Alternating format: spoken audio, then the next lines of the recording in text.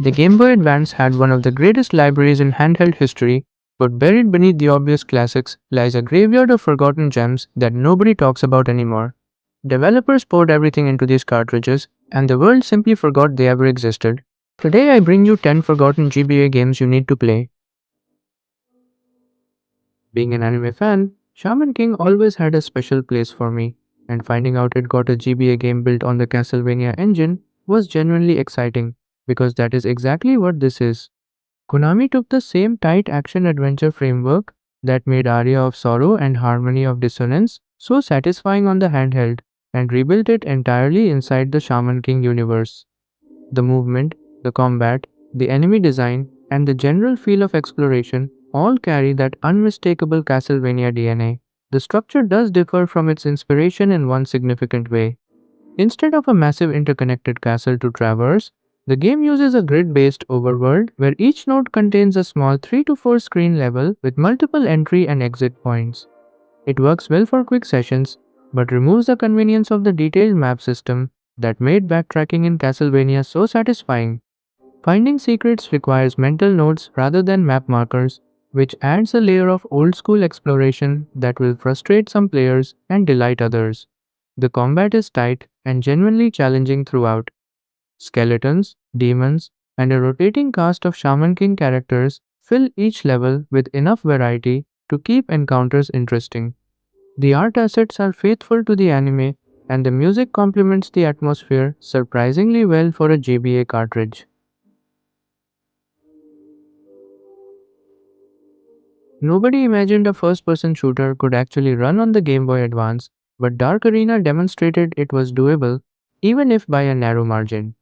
Created by Graphic State Games, a European developer that had previously crafted a high speed racing engine for the GBA, Dark Arena utilizes that very same architectural setup to deliver a corridor shooter, clearly channeling the spirit of Doom. A special ops captain isolated in a biolab crawling with mutated beasts, grab a firearm and blast through everything until the exit appears, spanning 20 levels of that exact loop. Remarkably, for a portable system launched back in 2001, the gameplay maintains a surprisingly swift pace. The engine manages sloped walls and layered platforms with an impressive stability that catches you off guard considering the hardware constraints. The coders relied on a clever workaround by layering a dithered mesh pattern over floors and ceilings to hide the flat environment, generating an effect far more polished than anticipated. A 4-player local multiplayer option via link cable is also completely operational, marking a highly ambitious milestone for an early handheld shooter. While everything functions, nothing feels rewarding, yet it remains a working and genuinely entertaining shooter that dragged GBA hardware into uncharted territory. Treasure is one of those development studios that operates on a completely different level. The team behind Contra and Gunstar Heroes took everything they learned across decades of NES, Super Nintendo, and Genesis development and poured it into this GBA cartridge. The combat system is the star of the show. Rather than simple button mashing, every attack combination requires directional input paired with the attack button, creating a fluid offensive system of punches and kicks that launches enemies into each other for chain reactions. Special attacks are not optional backup tools like in most action games, they are essential to survival throughout every stage, and Treasure balances this brilliantly by refilling your special attack meter as rewards for pulling off successful normal combos. The result is a constant rhythm between standard and super attacks that keeps the action feeling dynamic from start to finish. The progression system adds another layer entirely. Every character you encounter throughout the game grants a stat point that can be assigned to any attribute, from attack power to rocket boost speed. This opens up branching exploration routes that hide additional characters and encourage multiple playthroughs. And the second playthrough is not a lazy repeat. The cutscenes and dialogue change completely to reflect why you are heading through the adventure again, giving the replay genuine narrative purpose. The technical achievement here is remarkable. Boss sprites grow and move with a fluidity that pushed GBA hardware to its absolute limits, and the hyperactive action is backed by vibrant stereo audio that fills the tiny speakers with surprising power. Occasional slowdown during intense moments and some frustrating trial and error level designs are the only things holding it back from perfection.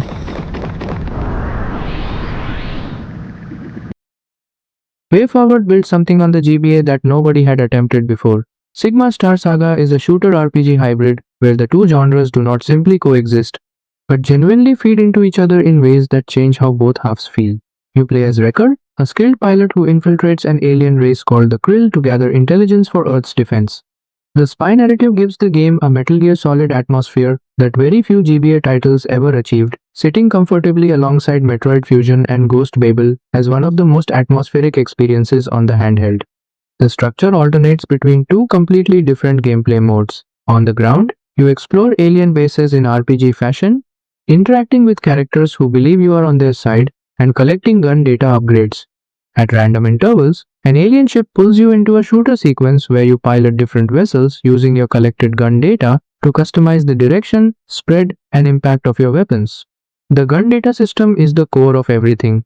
Finding and configuring new weapon types between shooter sections creates a constant loop of experimentation that rewards players who pay attention to what works against specific enemy configurations. The story carries genuine weight with unexpected moral complexity, occasionally punctuated by humor that prevents the atmosphere from becoming too heavy. The random encounter rate in the original GBA version was the biggest obstacle to enjoying it. The recently released DX version reduces this significantly, making the whole experience considerably smoother from start to finish.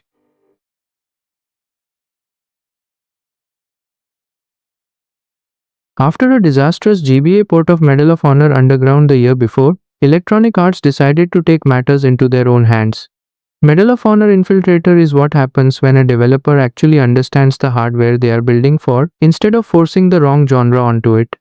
The smart decision was abandoning the first person shooter format entirely. Infiltrator is a top down action game that draws direct inspiration from classic arcade titles like Commando, and that perspective suits the GBA perfectly. Running through North African World War II battlefields from above, gunning down Axis soldiers that ambush from every corner, feels exactly like the kind of game the handheld was built for. The weapon system creates constant tactical decisions throughout. You carry a main weapon and an explosive simultaneously, but every combination involves a trade off. The automatic rifle gives you range but cuts your grenade count in half. The bazooka delivers devastating firepower but pairs you with a weak pistol sidearm. Dynamite charges are incredibly useful but force you to rely on the slow single shot M1 Garand. Choosing your loadout based on the upcoming level becomes a genuine strategic layer. Missions alternate between two styles. Pure action levels throw relentless waves of enemies at you with satisfying intensity. Stealth sections require a complete change of approach, where alerting enemies brings reinforcements that drain your ammunition fast. Both styles occasionally reward you with tank sections and turret sequences that break up the pacing perfectly. The only real complaint is length. 5 missions of 3 levels each ends too quickly for how good the moment to moment action feels.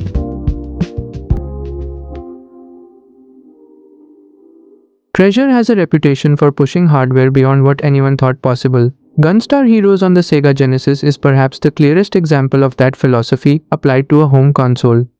Built as a legendary 6-bit classic, this game takes a relentless run and gun foundation and surrounds it with a presentation that makes the Genesis hardware genuinely scream. Constant sprite scaling, rotation, and zooming fill every moment with visual energy that never slows down even when multiple characters are moving simultaneously on screen. For a system competing in the fierce console wars of 1993, this was a statement. You control red or blue, two uniquely named heroes with distinct weaponry and handling.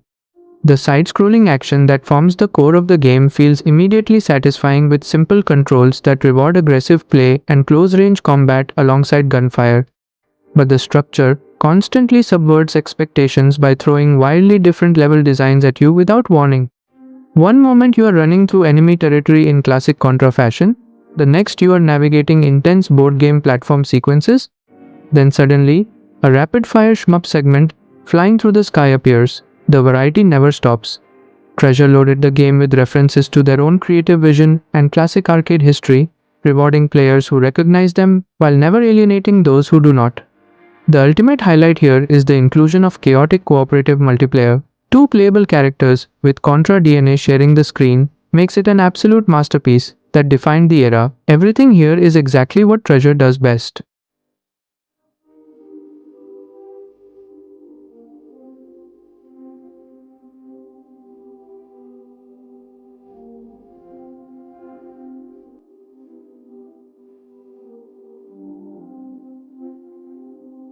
Beat-em-ups have historically suffered from a recurring issue. They are inherently sluggish. Whether you look at Time's Final Fight, Double Dragon, or Time's Streets of Rage, the genre's DNA is centered on standing your ground and trading hits. The Flash Times tackles this hurdle and completely obliterates it. The fundamental mechanic is deceptively straightforward. Hit the attack button, and Flash blinks instantly to the closest foe, covering the entire screen in a single frame. There is no tedious walking or waiting to get into range. It is pure, instant teleportation right into punching distance. You can warp from one enemy to another, striking in rapid succession, all happening in less than a second. Once that flow clicks, the gameplay becomes remarkably addictive. The Speed Force system introduces an even deeper tactical layer by slowing the entire world to a crawl, while Flash retains his full velocity, resulting in a stunning, cinematic slow-motion mode that proves essential for both combat and environmental puzzles. There is a clever trade-off, however. Your instant dash is disabled while time is slowed, forcing you to constantly toggle between precise positioning and sheer speed. The isometric perspective ensures the screen feels vast enough to support this movement, and the environments take you through iconic DC locales like Metropolis, Gotham City, and Themyscira. Beyond the core movement, you can summon fellow Justice League members for massive, screen-clearing finishers, and showdowns against villains like Gorilla Grodd require genuine strategy regarding your resource management. Between the stylish comic panel cutscenes, unlockable boss rush challenges, and a high-stakes race against Superman for the title of fastest man alive, the game offers plenty of value beyond the standard campaign. The beat-em-up genre has truly never moved with this level of intensity before or since.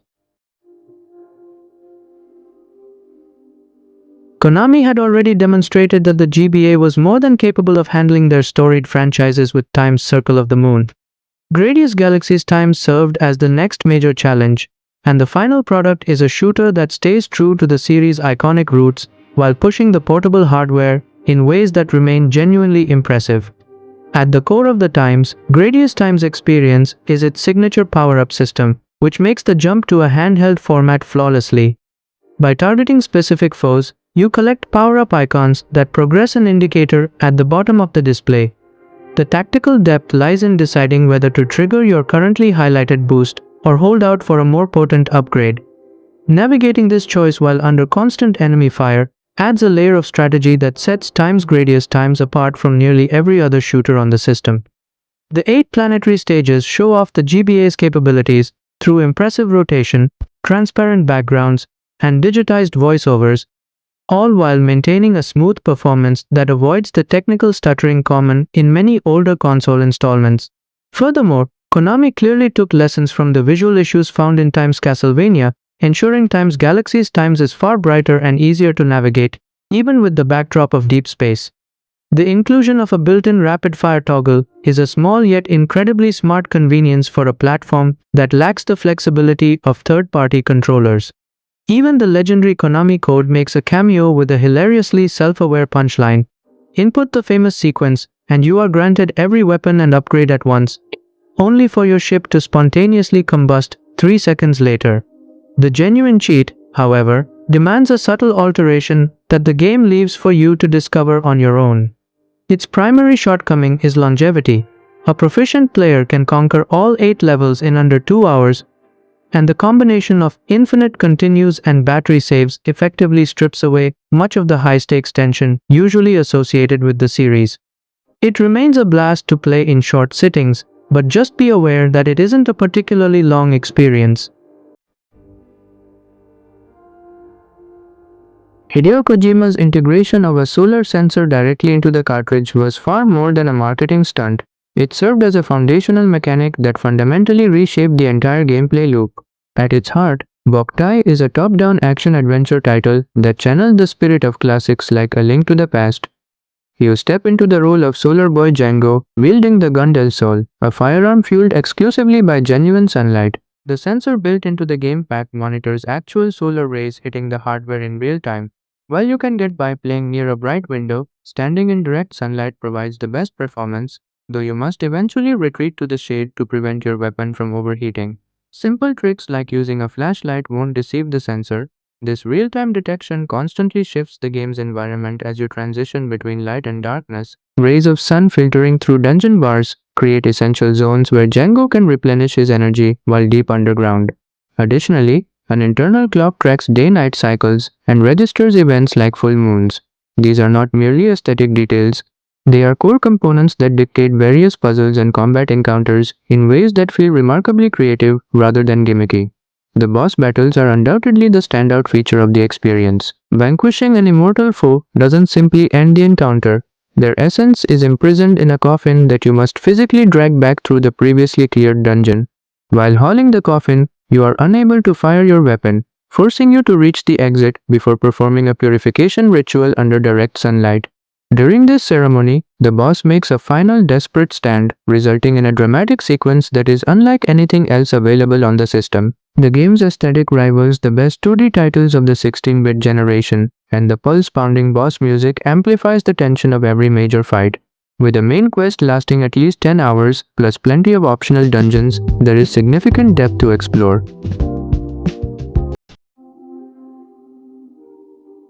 Licensed games tied to major movie releases are notorious for failing to live up to expectations, but Star Wars Episode 3, the video game on the GBA, stands out as a rare exception.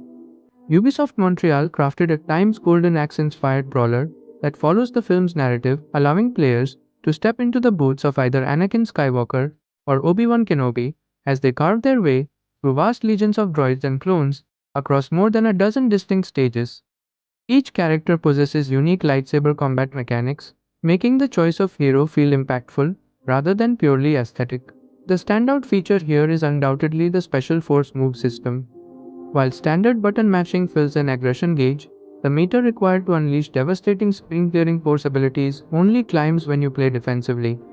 By mastering blaster deflections, force pushes, and mind tricks, you build up your most potent strikes.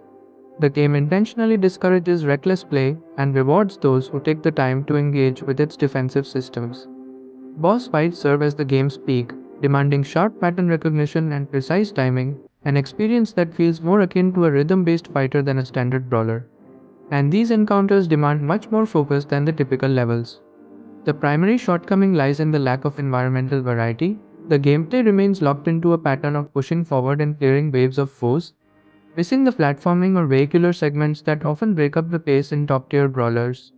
Furthermore, most secrets are simply hidden behind background textures, turning exploration into a repetitive chore of hugging walls and slashing at tiles. All told, it is a superior licensed title that treats its source material with care and offers consistently tight, satisfying combat. And that wraps up 10 forgotten GBA games that most of you have probably played at some point, but nobody talks about them anymore, and that needed to change. These are not hidden gems or obscure curiosities. They are perfect games that the internet simply forgot existed. If this video reminded you of something you loved, drop it in the comments, hit that like button, and subscribe. See you in the next one.